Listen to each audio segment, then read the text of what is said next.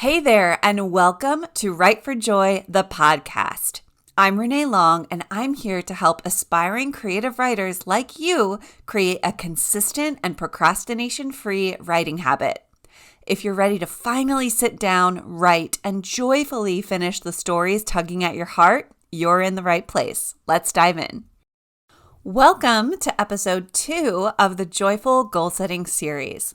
For the month of January, I am releasing 7 podcast episodes on joyful goal setting for creative writers. Episode 1 was an intro to my proprietary framework, the Wheel of Joyful Writing Goals, aka ICPCS. This podcast series will take you through every step of the wheel so you know exactly what you need to do to start and finish creative writing projects with ease, consistency, and joy. As a quick refresher, the Wheel of Joyful Writing Goals looks like, you guessed it, a wheel split into 5 pieces.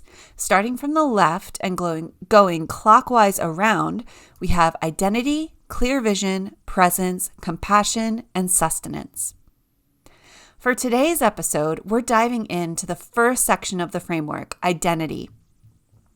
This part of the wheel will help you redefine your definition of a quote-unquote real writer so it feels empowering instead of deflating. I'll share how stepping into the identity of a real writer requires shifting from a vicious identity cycle into a vivacious identity cycle, so your belief in your creativity literally feeds off of itself. We'll also talk about how to integrate the identity of a creative writer into your daily life and every part of your being in just 5 minutes per day. But before we dive in, don't forget to download your Joyful Goals workbook for this section. The workbook includes illustrations that can help you visualize this framework, as well as exercises and writing prompts to help you implement the concepts we're covering in this series. Get your workbook at writeforjoy.co/joyful-goals-2023. I'll also link to that page below this episode. So wherever you're watching this, there's most likely a link right down below that'll take you to the workbook.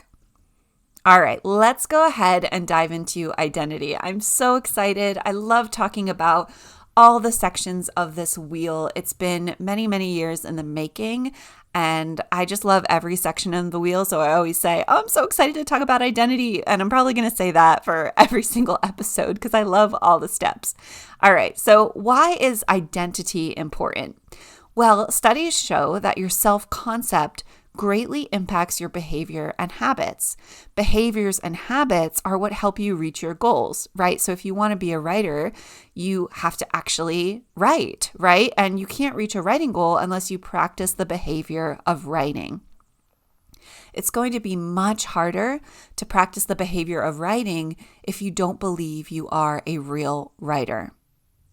All right, so here's an example of how this works. Think of something you do regularly, something you're really immersed in, absorbed by. So here are 3 examples to help you understand what I'm getting at here. So here's the 3 examples. This might be taking care of your kids. It could be showing up for work at your job.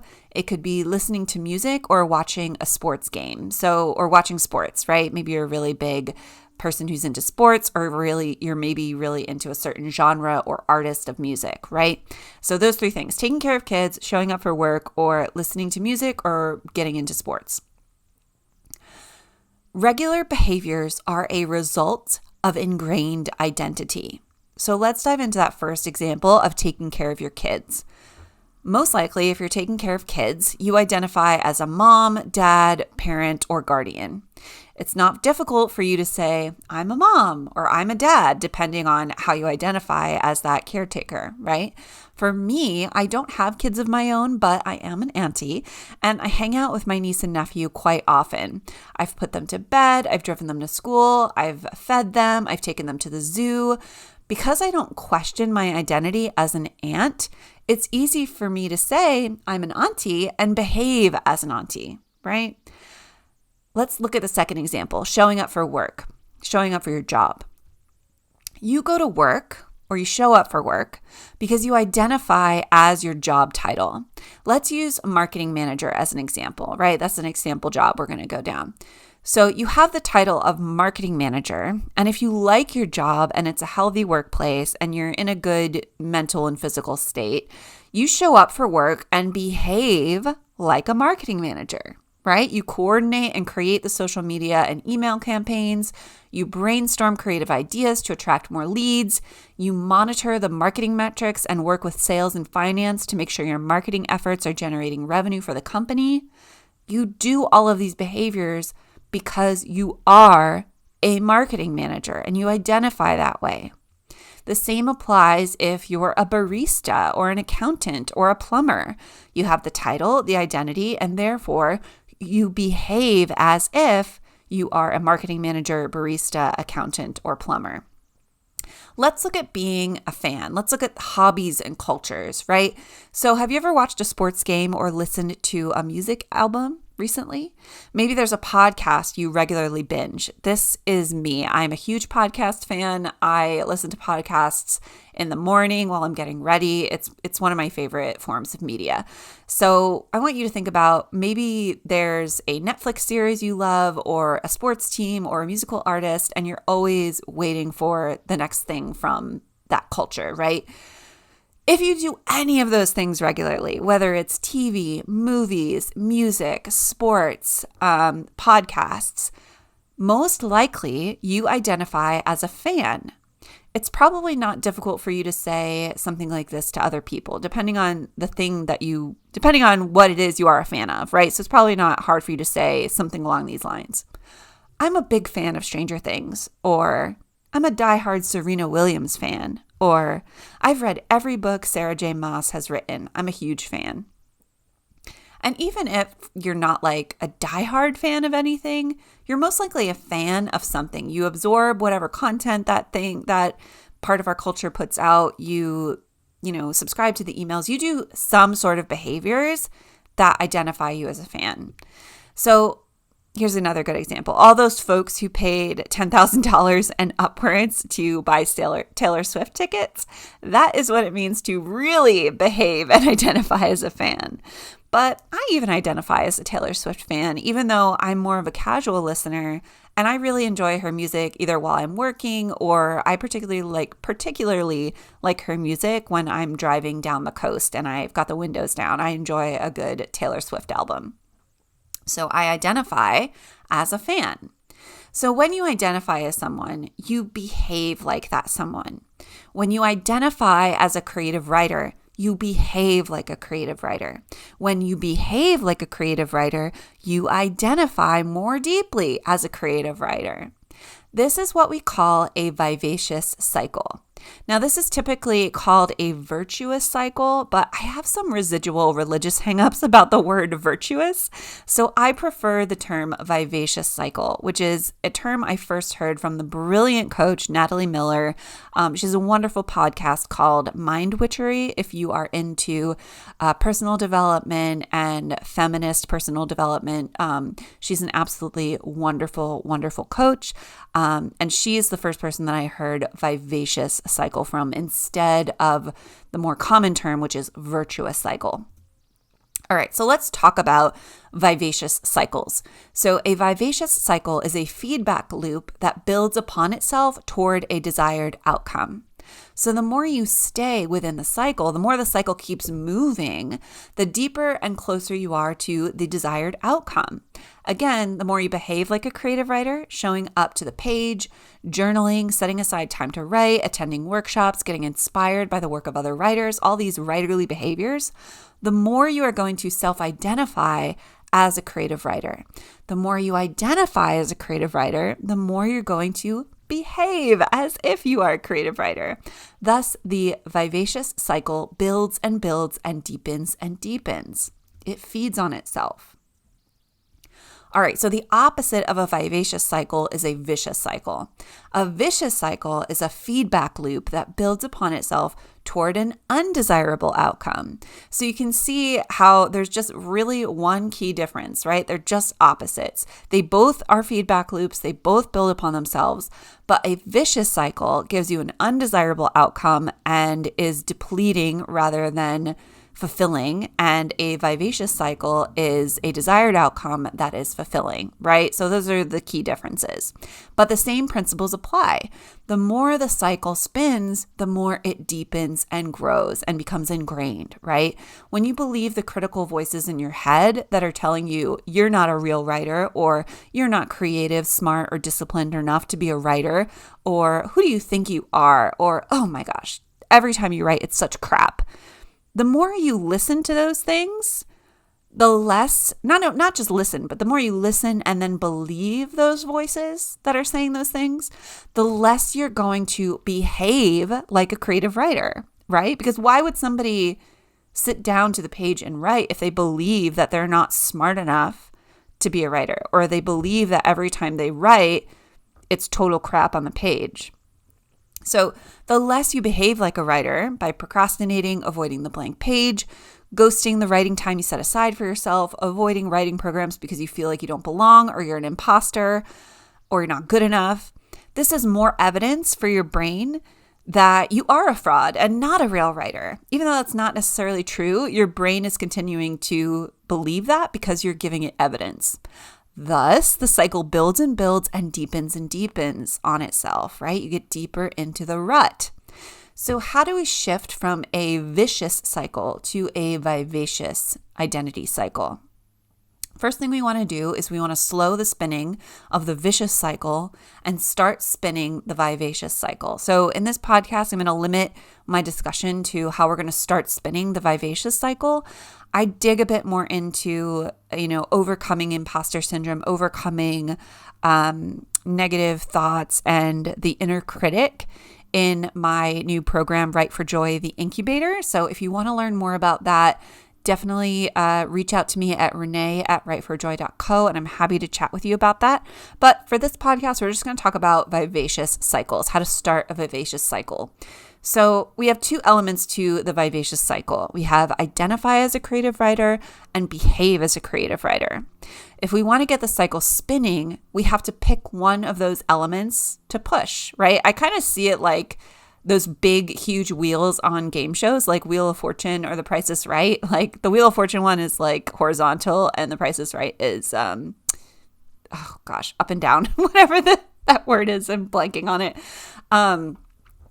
So it's going to feel heavy giving it that first spin, right? Every time you watch somebody on Wheel of Fortune, or Price is Right, spin the wheel, they put their whole body into it, right? That's kind of how it is starting a vivacious cycle. But it doesn't actually matter where you start. It's the same for these game shows, right? It doesn't matter where they are on the wheel to start spinning. They just have to give it their best spin as possible. So it doesn't matter where you start the spin, identity or behavior.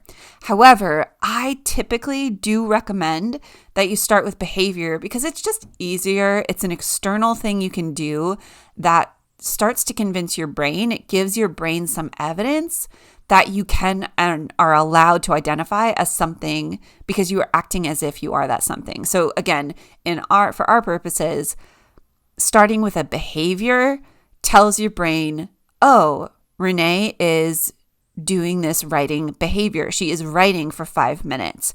She must be a writer. So it drops a little bit of a coin into your evidence bank that gives your brain evidence that you do identify as a creative writer. This is why it's super, super, super, super important to take the tiniest action possible. So let's say we start with behavior, right? You can start with identity. You can do, mindset work. You can do some inner, what's the word?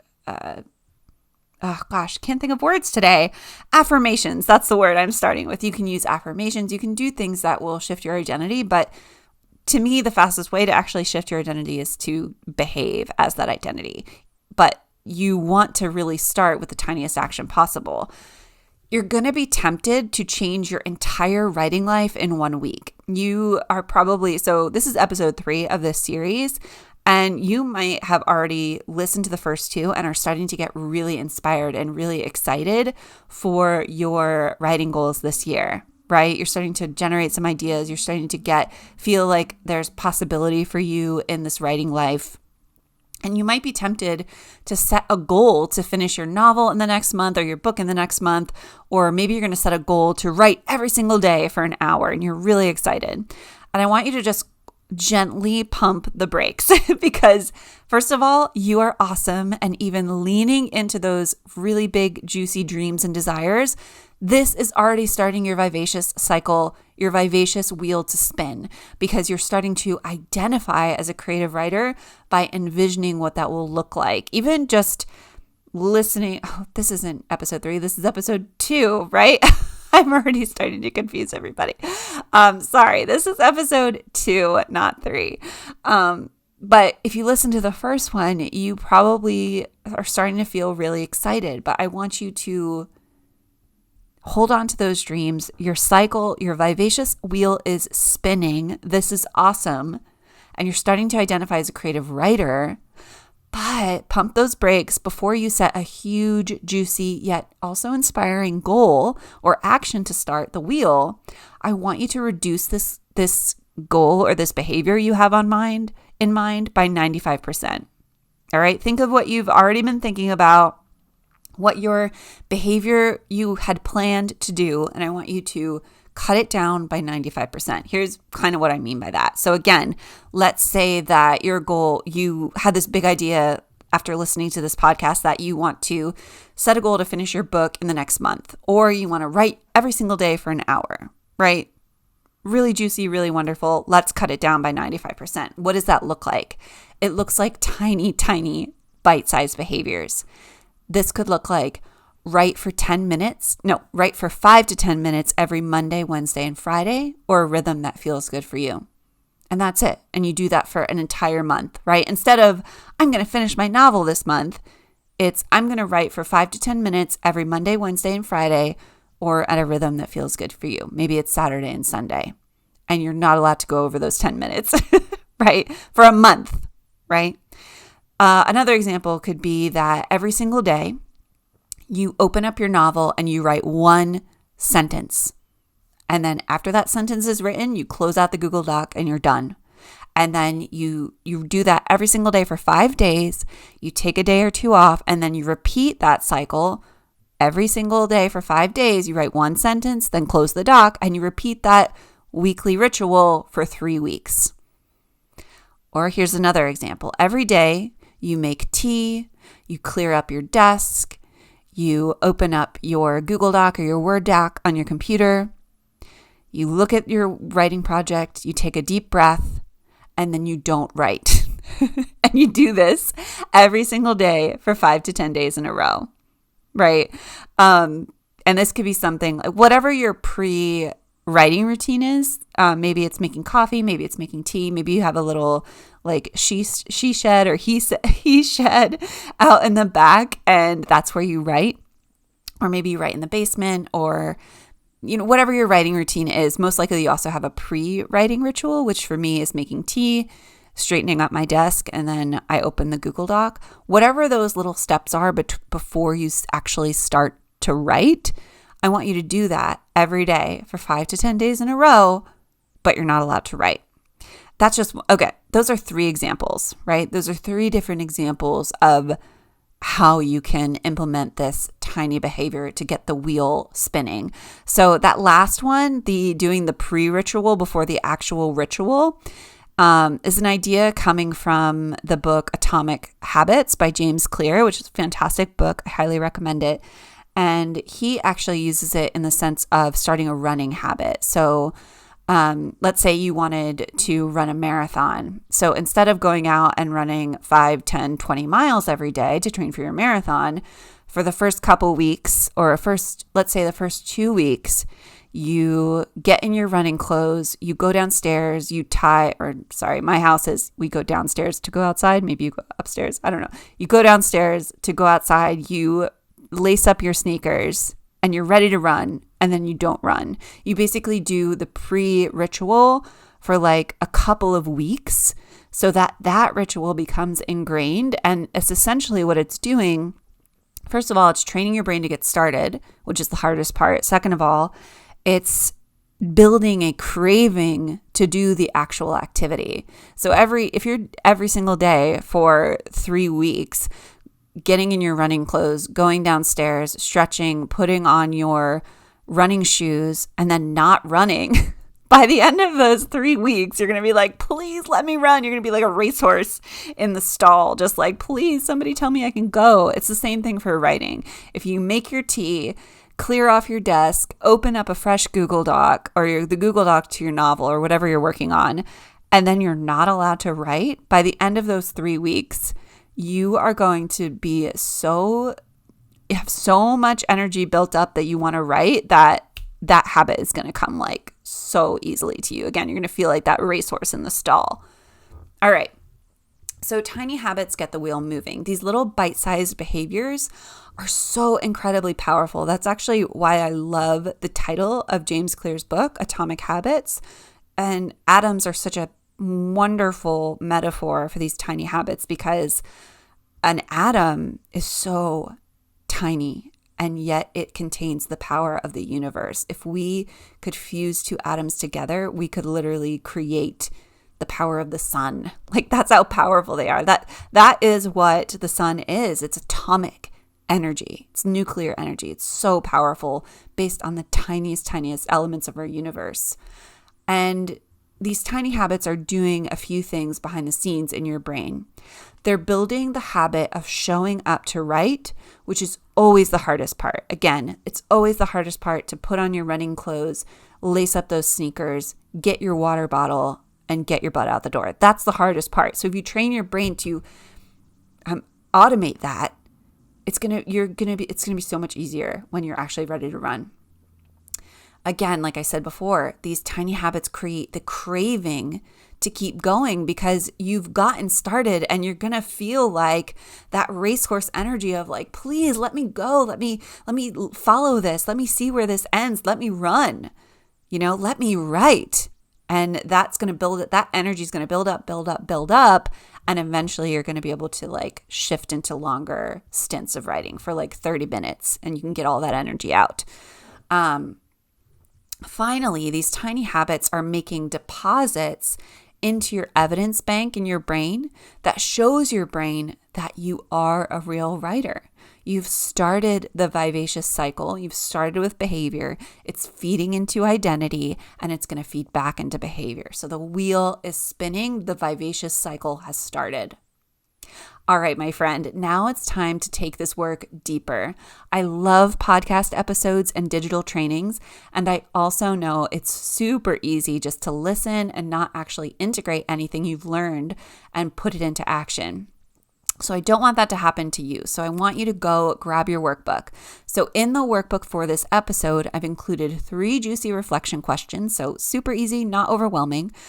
And these questions are on identity. So you can reflect on your self-concept as a creative writer and help kickstart that vivacious cycle in a way that feels good for you, right? So go get your workbook at writeforjoy.co/joyful-goals-2023.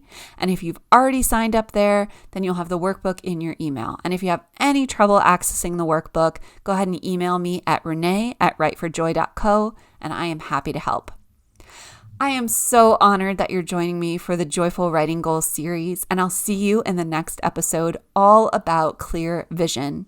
We'll explore how creating a clear vision for your writing life and creative writing projects can reduce overwhelm, generate momentum, and help you start and finish your most cherished projects with joy. I'll see you there. All right, my friend, I hope this message was inspiring to you and you're ready to tap into flow and release the stories pressing on your heart. I encourage you to share this episode and this entire podcast series with a creative writer or a writerly friend or loved one who may need a boost of creative confidence.